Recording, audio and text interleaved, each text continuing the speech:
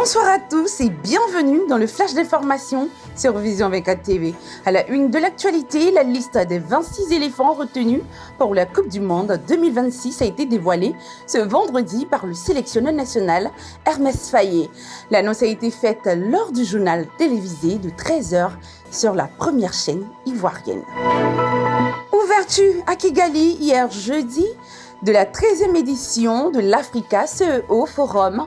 Plusieurs chefs d'État y participent, dont ceux du Rwanda, de la Guinée, de la Mauritanie et du Mozambique. La Côte d'Ivoire est représentée par le Premier ministre Robert Begré-Mambé, intervenu lors d'un panel sur le rôle des États dans l'émergence des champions économiques africains.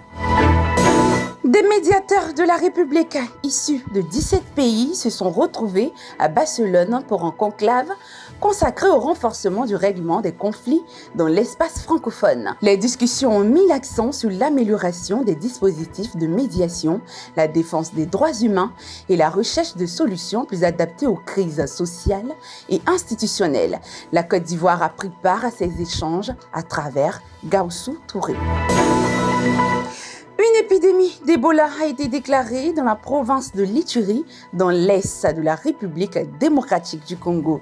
L'annonce a été faite à Addis Abeba par l'Africa CDC, qui a immédiatement convoqué une réunion sanitaire régionale en urgence. Sur le plan sanitaire, l'Institut national de recherche biomédicale a confirmé 13 cas positifs au virus. Les tensions s'intensifient au Moyen-Orient sur fond de blocage des discussions autour du programme nucléaire iranien. Washington durcit le ton face à Téhéran alors que les négociations restent dans l'impasse. Dans le même temps, la Chine appelle à une désescalade immédiate et à la sécurisation du détail stratégique majeur du commerce pétrolier mondial.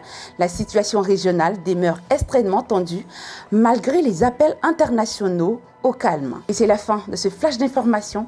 Merci de nous suivre sur Vision 24 TV. À lundi prochain.